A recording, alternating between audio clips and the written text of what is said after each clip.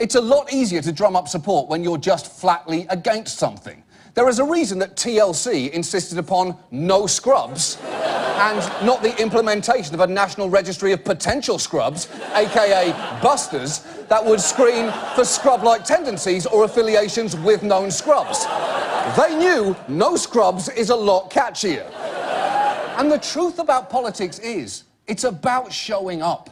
Remember the Manchin Toomey Amendment? Well, a national poll at that time found that 88% of people supported universal background checks, and yet Manchin's office maintains that of the calls it received, they ran 200 to 1 in opposition to the bill. And that is why it is important to actually call your congressman. You can't just hit them up on Twitter or Facebook because you won't get a personal response, or even worse, you'll get a very personal response indeed. Put it away, Carlos. Put it away. And remember the Dickey Amendment, which has effectively kept the CDC from studying gun violence? It is now opposed by both the American Medical Association and Jay Dickey, the man who sponsored it in the first place. And yet, whenever a member of Congress tries to kill it, as Nita Lowey did last summer, this is how it goes. Let's support research to prevent gun violence, protect our communities, and save lives. Thank you. The question is on the Lowey Amendment. All in favor say aye. Aye. All opposed say no. No. The noes seem to have it. The amendment is not agreed to.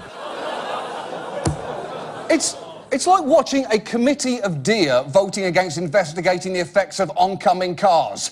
Let's stand still and like our chances. And those headlights are shiny. And if you're thinking, well, I'm sure after Orlando, if someone tries that, they'll succeed, because we're all paying attention now. Well, here's the thing about that. Representative Tony Cardenas tried to overturn it again just this Wednesday with an amendment to a mental health bill, and this was the result. All those in favor will say aye. Aye. All those opposed say no. No. Opinion of the chair, the noes have it. Are you fucking kidding me? That happened 4 days ago, and I'm guessing that you're hearing about it for the first time now. To be honest, we only found out about it yesterday, and we've been working on this story all week.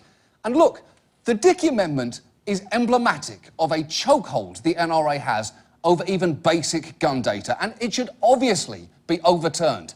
But the hard truth is, NRA members seem to care more consistently about preventing gun control than most of us do about passing it. Because while you might be focused on gun control right now, they were focused on it 2 weeks before Orlando, and they'll still be focused on it 2 weeks from now.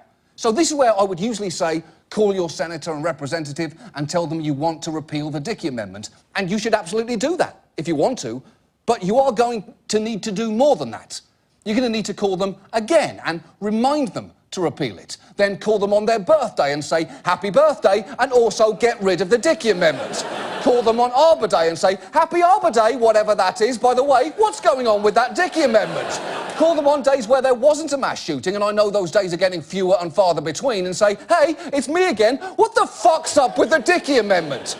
Because repealing it is not asking much. It's not gun control. It's enabling us to have an informed conversation about what that could look like. And if and when a proposal you like is on the table, you're going to have to make all those calls again. Because remember, it doesn't take much to outnumber the NRA. Planet Fitness members outnumber them. But it is time for us to learn what those members haven't. If you want to see serious changes, you actually have to show up every fucking day. And now...